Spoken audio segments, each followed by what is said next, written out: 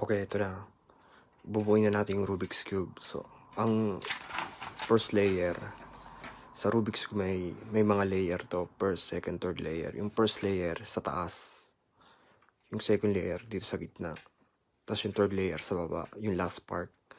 So then, gagawin natin yung first layer muna. Gagawa tayo ng cross. So, kahit anong kulay. Pero, mag-start tayo sa white. Gagawa tayo dito ng cross. Ayun yung step natin.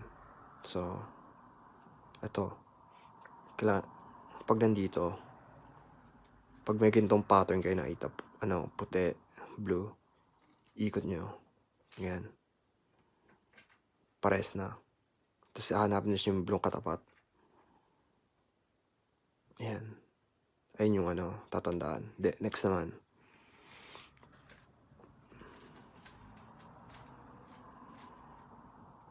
Yan. Dalawa na. Tapos dalawa pa.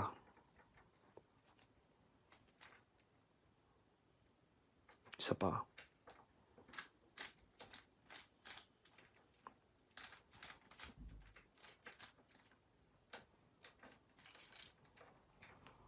Ayan. May cross na. Ito ibig sabihin yung unang layer na gawin. Yung cross. Ayun yung dapat tatandaan nyo. Ang next naman, kapag nakagawa na yung cross, ipapantay nyo siya dito sa mga gitna. That pare-pare sila dito. Ayan. Ikot natin ha. Ito, parehas sila. Ito hindi. Ito hindi. Isipin, pati itong dalawa kailangan pagpalitin. Para pagpalitin, ganito ha. Ayan. Ibababa nyo isa. Ikot nyo yung dalawa. Yan, pagpapalitin.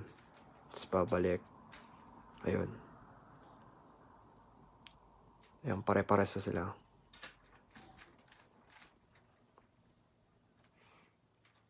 Ayun yung una. Yung cross. Pagpapalitin itong dalawa. Kunyari, ito yung baliktad silang dalawa. Para pagpalitin ganyan.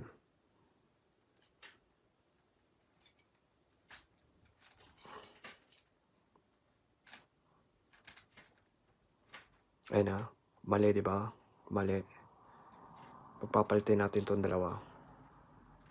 Para pagpalitin yung dalawa ganito. Yan na. Baba. Ikot. Yung taas. Pagpalitin. Yan. Ayun yung pagpapalitin. Later man, practicein natin ito pagpalitin.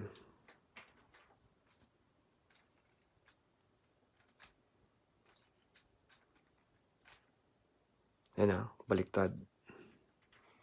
Switch natin.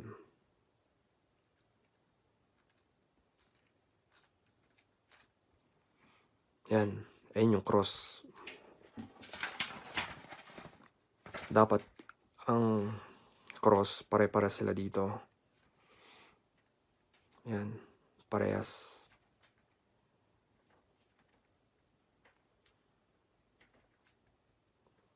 Ayun lang, ito na yung unang tatandaan yung cross. Next naman natin gagawin yung corner.